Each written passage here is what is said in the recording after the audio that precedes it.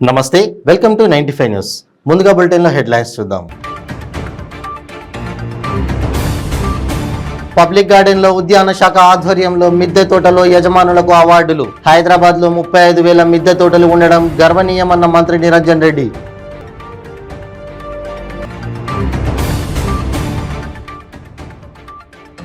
మాజీ MP YS Vivekananda Reddy హత్య కేసులో దర్యాప్తు వేగం పెంచిన సిబిఐ. వైఎస్ భాస్కర్ రెడ్డిని న్యాయమూర్తి ఎదుట హాజరుపరిచిన సిబిఐ.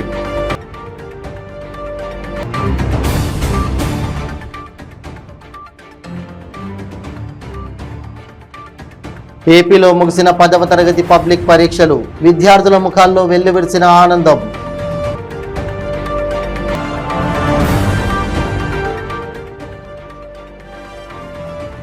విశాఖ శ్రీ శారదా పీఠాన్ని సందర్శించిన సిపి త్రివిక్రమ్ వర్మ.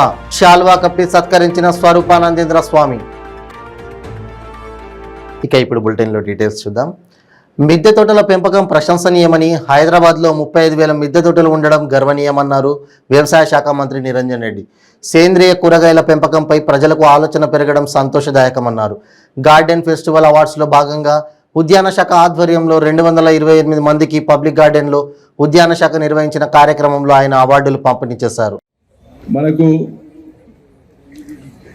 2023లో ఈ రకమైనటువంటి కార్యక్రమం అంటే చెట్లను, పువ్వుల్ని, కాయల్ని, పండ్లని ఇష్టపడతాం, తింటాం, కానీ వాటిని పండించుకోవడానికి జాగా లేని మహానగరాలలో కాంక్రీట్ జంగల్లో నివసిస్తున్నటువంటి మనకు 2023లో మిద్దె తోటల లాంటి పెంపకం ఉంటుంది. అంతకంటే ముందు ప్రారంభించి కొనసాగిస్తున్నటువంటిది ఉంటుంది. ఇందులో పాల్గొంటామని చెప్పి మనం గతంలో ఎవరం కళ్ళగడలే.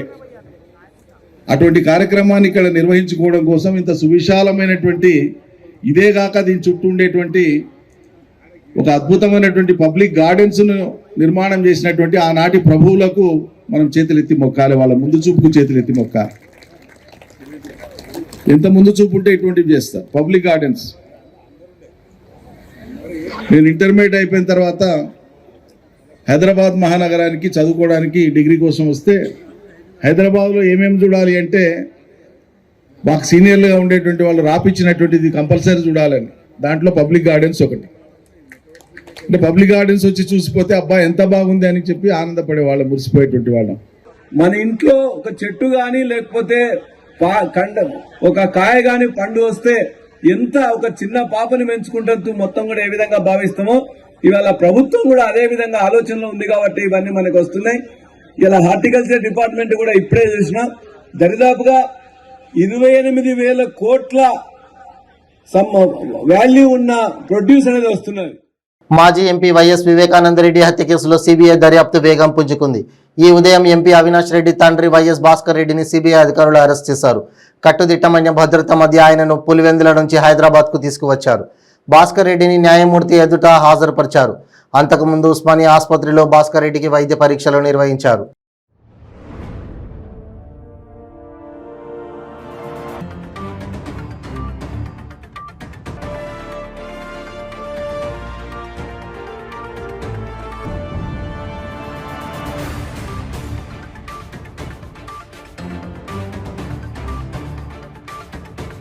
పదవ తరగతి పబ్లిక్ పరీక్షలు నేటితో ముగిశాయి. మదనపల్లి డివిజన్ నందు 49 పరీక్షా కేంద్రాల్లో విద్యార్థులు 10వ తరగతి పరీక్షలు రాయడం జరిగింది. చివరి రోజు సాంఘిక శాస్త్రం పరీక్షను రాశారు. పరీక్షలు ముగియడంతో విద్యార్థుల ముఖాల్లో ఆనందం వెల్లివిరిసింది.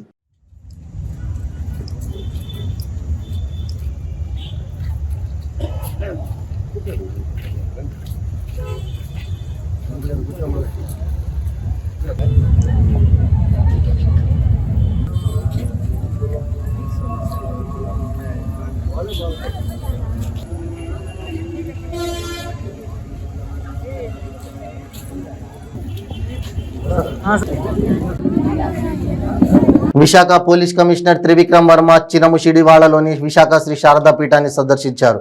రాజశ్యామల అమ్మవారి ఆలయంలో పూజలు నిర్వహించారు. అనంతరం పీఠాధిపతులు స్వరూపానందేంద్ర, స్మాత్మానందేంద్ర స్వాములను కలిసి ఆశీస్సులు అందుకున్నారు. పోలీస్ కమిషనర్గా బాధ్యతలు చేపట్టిన అనంతరం త్రివిక్రమ్ వర్మ తొలిసారి విశాఖ శారదా పీఠాన్ని సందర్శించారు. సిపి హోదాల్లో వచ్చిన ఐపీఎస్ అధికారికి స్వరూపానందేంద్ర స్వామి పీఠం దుశాల్వా కల్పి సత్కరించారు. రాజశ్యామల అమ్మవారి విగ్రహాన్ని అందజేశారు.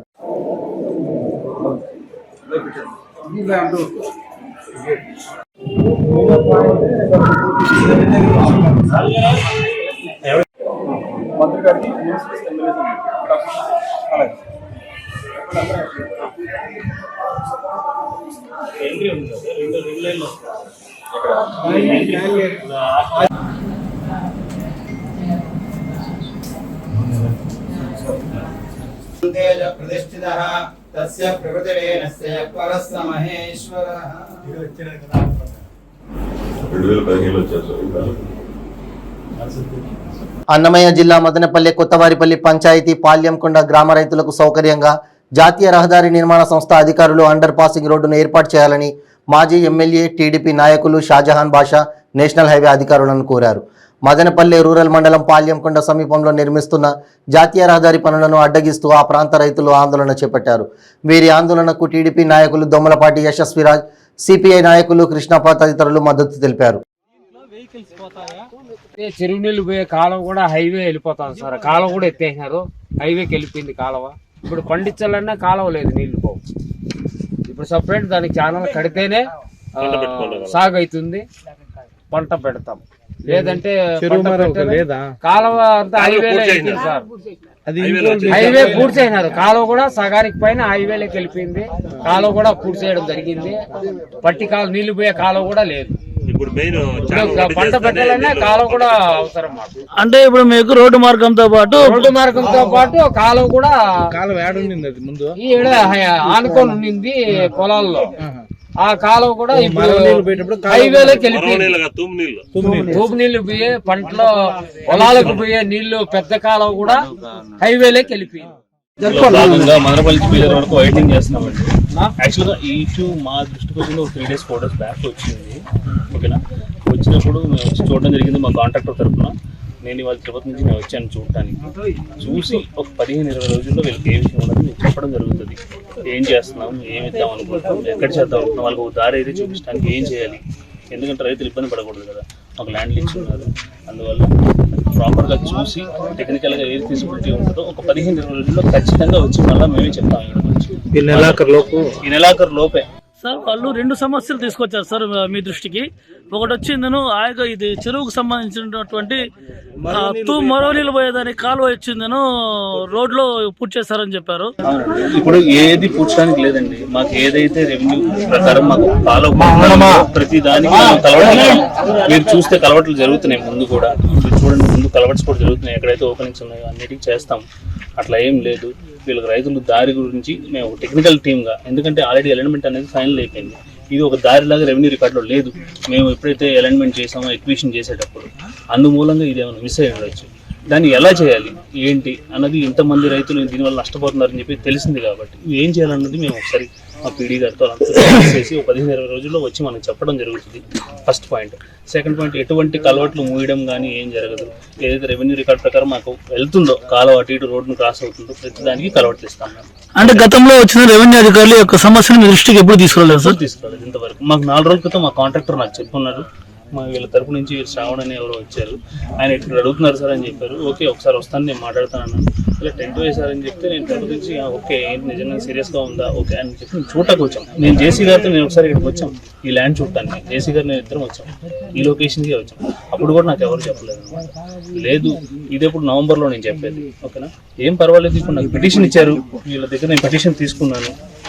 తీసుకొని ఇది ఎలా అయితే మనం ఫీజిబిలిటీ ఉంటుందో చూసుకొని మా టెక్నికల్ టీమ్ తో ఒక 15 రోజుల్లో వచ్చి వీళ్ళకి ఒక పాజిటివ్ గా పెడుతున్నది. బట్ రైతులు ఇక్కడ వచ్చి సిటిఎం చెరువులో ఉన్న నీళ్లకు దానికి అనుసంధానంగా పంటలు చేస్తారు. ఆయకట్టు పంట. ఈ ఆయకట్టు పంటలో వచ్చి వీళ్ళ బతుకు తీరు అంతా ఈ ఆయకట్టుతోనే ఉన్న నీళ్లతోనే వీళ్ళు ఇక్కడ సాగులు చేసుకోవాలి. ఒకవేళ ఆ నీళ్లు సకాలంలో వాళ్ళు ఉపయోగించకపోతే ఎండాకాలం ఇది ఇంకొక నెల 1.5 నెలలో వాటర్ లెవెల్స్ తగ్గిపోతాయి. సో మీన్ వైల్లో ఇక ఎన్హెచ్ వాళ్ళు ఇక్కడ రోడ్ వేస్తున్న సందర్భంలో ఎన్హెచ్ వాళ్ళకు ఒక విన్నపం స్టేట్గా ఏమంటే, ఫస్ట్ రైతే రారాజు ఈ దేశానికి. రైతు ఇంట్రెస్ట్ కాపాడాలి. రైతు ఇంట్రెస్ట్ కాపాడి మీరు రోడ్లు వేయండి, ప్రాజెక్టులు వేయండి, హైవేస్ చేయండి, అన్నీ చేయండి, మేము కూడా మీకు సహకరిస్తాం. బట్ రైతు కష్టం పెట్టి చేస్తారంటే వినే పరిస్థితి ఎవరు లేదు ఇక్కడ. ఇప్పుడు అదే మాట చెప్పినాము. ఇక్కడ తక్షణం వచ్చి ఒక 15 అడుగుల హైట్తో 25 అడుగులు వెడల్పుతో ఒక అండర్ పాస్ బ్రిడ్జ్ ఇవ్వాలా. అదే కాకుండా ముందర వచ్చి వంకపురం ఉంది, వంక వాగు కూడా ఎక్కువ ఉంది అక్కడ లేకుండా దాని పక్కన ఉన్న హెల్తీ ఏరియా మళ్ళీ అక్కడ వాటర్ నీటి చీమ ఏం రాకూడదు. అది రాకుండా అక్కడ కూడా ఒక బ్రిడ్జ్ ఇస్తూ ప్రజలకు అన్ని విధాలుగా ఆదుకునేటట్టుగా. ఎందుకంటే ఒక్కసారి హైవేస్ ఎస్టాబ్లిష్ అయితే 50 సంవత్సరాల ప్రాజెక్ట్. అది ఏదన్నా ఇప్పుడు చేస్తే ఇప్పుడే దాన్ని కరెక్షన్ చేయాలి. సో దానికి అనుగుణంగా ప్రజల అనుగుణంగా రైతుల అనుగుణంగా అన్ని పద్ధతిగా జరగాల.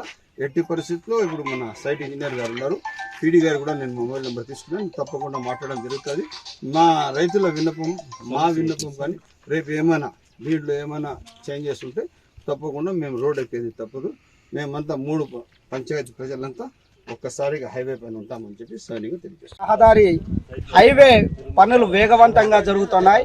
ఈరోజు మదనపల్లి మండలం కొత్తవారిపల్లి పంచాయతీ, సిటిఎం పంచాయతీ, ఇటు చూస్తే పోలవారిపల్లికి సంబంధించి సిటిఎం పెద్ద చెరువు ఆయకట్ట రైతులు దాదాపు 1000 ఎకరాల దాకా పొలం ఉంది.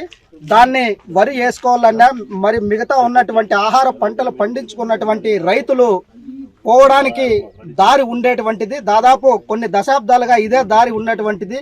ఈరోజు ఎన్హెచ్లో దీనికి సంబంధించినటువంటి అండర్ పాస్ లేదనేటువంటిది అధికారులు చెప్పడం వల్ల రైతులు దాదాపు 1 సంవత్సరం పాటు అనేక మంది ఆర్డీఓకు, తహసీల్దార్కు, లేకపోతే ఇక్కడ ఉన్నటువంటి ఎన్హెచ్ వాళ్ళకి అందరికీ తెలియజేసిన కనీసం ఏమీ చెప్పకుండా ఇక్కడ మీకు దారి లేదని చెప్పిన తర్వాత అయోమయంలో రైతులు మా పంట పొలాలు దారి లేకపోతే మొత్తం వాటన్నిటినీ అట్లే బీడులు వదిలేయాల్సిందే అనేటువంటి ఆగ్రహంతో, బాధతో ఈరోజు రైతులంతా ఐక్యంగా మాకు దారి ఇస్తారా లేకపోతే మా పంట పొలాల సమస్య ఏంటి, ఏం చేయాలనేటువంటి సమస్య పైన ఈరోజు రైతు సంఘం ఆధ్వర్యంలో నిరసన తెలియజేయడానికి పూనుకున్న తర్వాత హైవే ప్రాజెక్ట్ ఆఫీసర్ వచ్చినటువంటి వాళ్ళు వెంటనే మాకు వినతి పత్రం ఇవ్వండి, ఈ సమస్యను పరిష్కారం చేస్తామని చెప్తున్నారు. దానికి టైమ్ ఆఫ్ బోండ్ ఉండాల్సినటువంటి అవసరం ఉంది. ఎన్ని రోజుల్లో ఈ సమస్య పరిష్కారం చేస్తారు? సంవత్సరంగా మొత్తం దీన్ని కాలయాపన చేస్తున్నారు. ఆర్డీఓ గారు చెప్పారు, తహసీల్దార్ గారు చెప్పారు, ఎన్హెచ్కి సంబంధించినటువంటి ఇంజనీర్లు చెప్పారు. ఇప్పుడు దాకా ఈ సమస్య పరిష్కారం కాల. ఇప్పటికైనా రైతులకు సంబంధించినటువంటి పండించిన పంటను ఇంటికి తీసుకురావడానికి మరి అండర్ పాస్ రోడ్డు ఏర్పాటు చేయాలని, అందులో కూడా కనీసం 15 అడుగుల హైట్ ఉండాలి. ట్రాక్టర్లో మొత్తం గడ్డి లేకపోతే అక్కడ పండించిన పంటను ఇంటికి తీసుకురావడానికి ఆస్కారం ఉంది. కాబట్టి ఆ రైల్వే బ్రిడ్జిలు ఏ విధంగా ఉంటాయో ఆ విధంగా ఇవ్వాలని రైతుల తరపున రైతు సంఘంగా మేము డిమాండ్ చేస్తాం. అగ్ని ప్రమాదాలు సంభవించినప్పుడు ప్రజలు అప్రమత్తంగా మంటలు వ్యాపించకుండా జాగ్రత్తలు చేపట్టాలని అగ్నిమాపక శాఖ జిల్లా ఉన్నతాధికారి అనిల్ కుమార్ సూచించారు. మదనపల్లి పట్టణంలోని బెంగళూరు బస్టాండ్ వద్ద అగ్నిమాపక వారోత్సవాల్లో భాగంగా మదనపల్లి అగ్నిమాపక సిబ్బంది అగ్నిమాపక డ్రిల్ నిర్వహించారు. ఈ కార్యక్రమంలో మదనపల్లి అగ్నిమాపక అధికారి సుబహాన్, ఫైర్ సిబ్బంది పాల్గొన్నారు.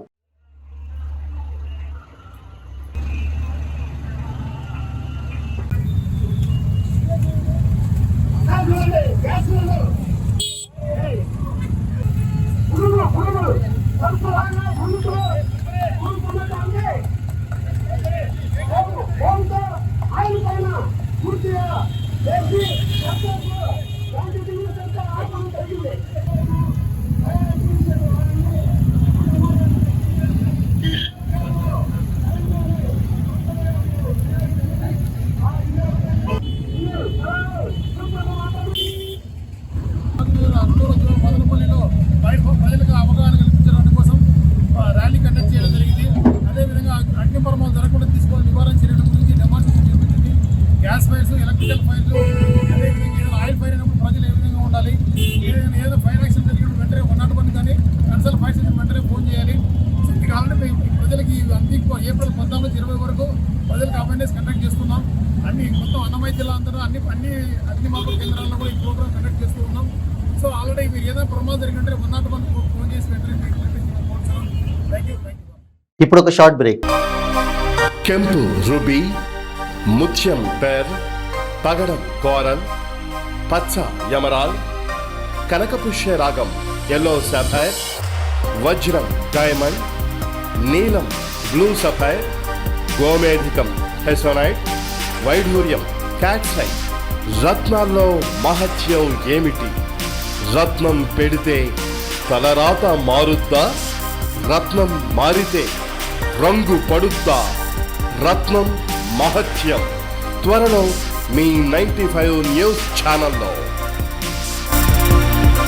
మీ జాతకం బాగాలేదని ఇబ్బంది పడుతున్నారా? మీరు అనుకున్న పనులు జరగడం లేదా? నిత్యం సమస్యలతో సతమతమవుతున్నారా? మరి ఇంకెందుకు ఆలస్యం? మీకు జాతక రత్నాలపై నమ్మకం ఉంటే మీ జాతకం ప్రకారం జ్యోతిష్యుడు చెప్పిన సర్టిఫైడ్ నవరత్నాల కోసం వెంటనే సంప్రదించండి. సంప్రదించవలసిన address SK jewellers, Ramnagar, Hyderabad. Number 9640261234. మీ పెళ్లి రోజు, పుట్టినరోజులు, మరే ఇతర శుభ కార్యక్రమాలకైనా మీ బంధువులకు, శ్రేయోభిలాషులకు శుభాకాంక్షలు చెప్పాలనుకుంటున్నారా? మీ ఇంట్లో జరిగే శుభకార్యాలను టీవీలో చూడాలనుకుంటున్నారా? అయితే ఆలస్యం ఎందుకు? 95 న్యూస్ అందిస్తోంది మీకు ఆ అద్భుతమైన అవకాశం. ఆలస్యం ఎందుకు? స్క్రీన్ పై కనిపించే ఈ నంబర్కు వెంటనే డయల్ చేయండి. మీరు చెప్పే శుభాకాంక్షలు ప్రత్యక్ష ప్రసారంలో చూడండి. మీరు డయల్ చేయవలసిన number 9912696750. Welcome back to 95 news. కేంద్ర ప్రభుత్వం తీసుకువచ్చిన 4 కార్మిక చట్టాలను వెంటనే రద్దు చేయాలని, రాష్ట్రంలో గతంలో ఉన్న భవన నిర్మాణ కార్మిక సంక్షేమ బోర్డును పునరుద్ధరించాలని భారత కార్మిక సంఘాల సమైక్య రాష్ట్ర ప్రధాన కార్యదర్శి మోహన్ డిమాండ్ చేశారు. గూడూరు పట్టణంలో రిటైర్డ్ ఎంప్లాయీస్ భవనంలో భారత కార్మిక సంఘాల సమైక్య డివిజన్ సదస్సు నిర్వహించారు. ముందుగా కార్మికులు పట్టణంలో ర్యాలీ నిర్వహించారు.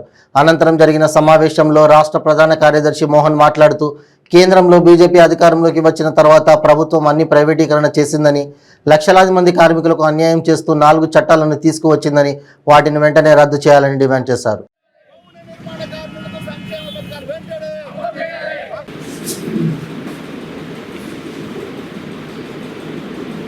ప్రభుత్వం 4 లేబర్ కోడ్లను తీసుకొచ్చింది. అవి జూలై 1వ తేదీ నుంచి అమల్లోకి వస్తాయని చెప్పి ప్రకటన చేసింది. ఆ 4 లేబర్ కోడ్లు కార్మికులు పోరాడి సాధించుకున్న హక్కుల్ని కాలరాస్తాయి. కాబట్టి జూలై 1 నుంచి అమలు చేయాలనుకుంటున్న 4 లేబర్ కోడ్లను రద్దు చేయాలని చెప్పి భారత కార్మిక సంఘాల సమైక్య IFTU రాష్ట్ర కార్యవర్గం, జిల్లా కార్యవర్గం డిమాండ్ చేస్తూ ఉంది.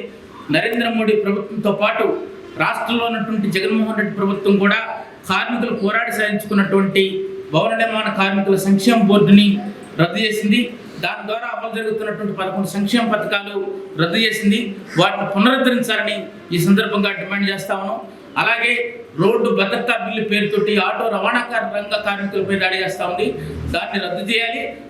ఆటో రవాణా రంగ కార్మికులకి సంక్షేమ బోర్డు ఏర్పాటు చేయాలని చెప్పి ఈ సందర్భంగా డిమాండ్ చేస్తా ఉన్నాం. ఈ IFTU గూడూరు డివిజన్ సదస్సుకు వచ్చినటువంటి కార్మికులందరికీ ఈ సందర్భంగా తెలియజేస్తాం. కుల మతాలు పార్టీలకు అతీతంగా అర్హులైన ప్రతి ఒక్కరికి ముఖ్యమంత్రి జగన్మోహన్ రెడ్డి సంక్షేమ పథకాలు అందిస్తున్నారని, అర్హులై ఉండి పథకాలు రాని వారు ఉంటే తమ దృష్టికి తీసుకురావాలని గూడూరు నియోజకవర్గ ఎమ్మెల్యే వరప్రసాద్ కోరారు. గూడూరులోని మండల సమైక్య కార్యాలయంలో వాలంటీర్లు, పొదుపు సంఘాల మహిళలతో ఎమ్మెల్యే సమావేశం నిర్వహించారు. గూడూరు పట్టణంలోని మండల సమైక్య కార్యాలయంలో రూరల్ పరిధిలోని వాలంటీర్లు మరియు పొదుపు సంఘాల మహిళలతో ఎమ్మెల్యే సమావేశం నిర్వహించారు.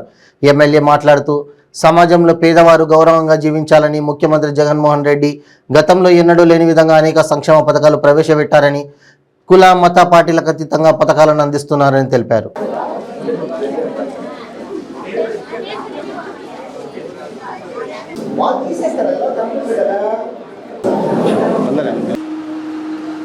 చక్కని పథకాలు అవన్నీ పెట్టారు కనుక కొంతమందికి వెళ్ళటం లేదనుకోండి, అప్పుడు తెలుస్తాయి. ఒకవేళ మళ్ళీ అదే పథకం ఆ నెంబర్కి మిస్డ్ కాల్ ఇవ్వమని చెప్పి నేను గడప గడపలో ప్రతి ఒక్కరికి చెప్పాను. ఎన్టీఆర్ జిల్లా కంచికచర్ల పట్టణంలో జుజ్జురు రోడ్డు నందు ఎలక్ట్రికల్ దుకాణంలో అగ్ని ప్రమాదం సంభవించింది. షార్ట్ సర్క్యూట్ కారణంగా మంటలు చెలరేగడంతో గృహోపకరణాలు దగ్ధమయ్యాయి.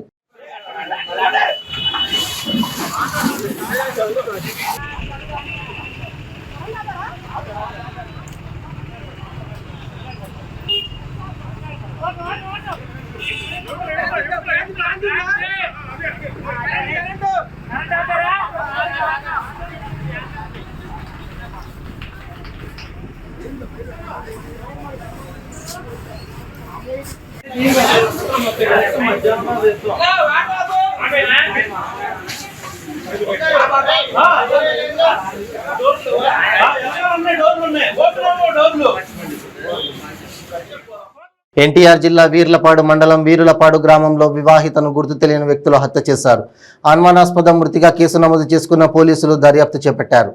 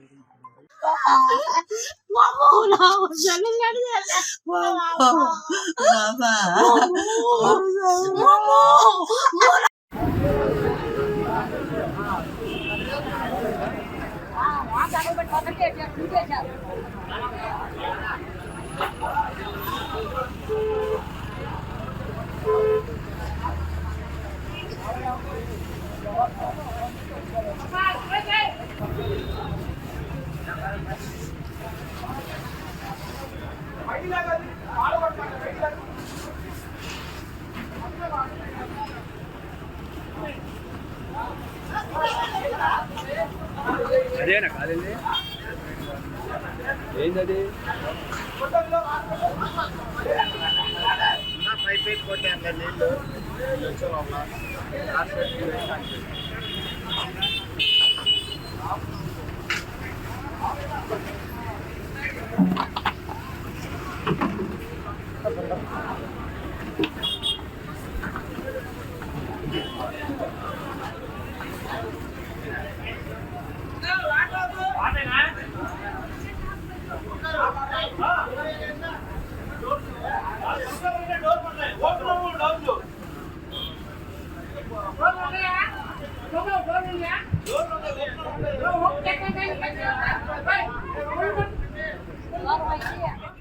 బులెటిన్ ముగించే ముందు హెడ్లైన్స్ మరోసారి.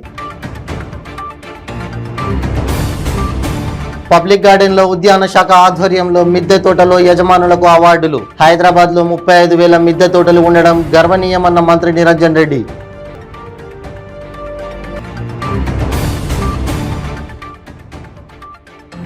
మాజీ ఎంపీ వైఎస్ వివేకానందరెడ్డి హత్య కేసులో దర్యాప్తు వేగం పెంచిన సిబిఐ. వైఎస్ భాస్కర్ రెడ్డిని న్యాయమూర్తి ఎదుట హాజరుపరిచిన సిబిఐ.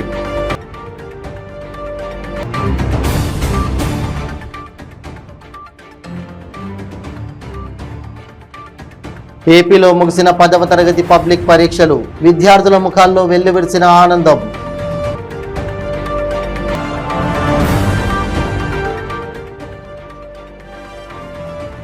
విశాఖ శ్రీ శారదా పీఠాన్ని సందర్శించిన సిపి త్రివిక్రమ్ వర్మ. శాల్వా కప్పి సత్కరించిన స్వరూపానందేంద్ర స్వామి.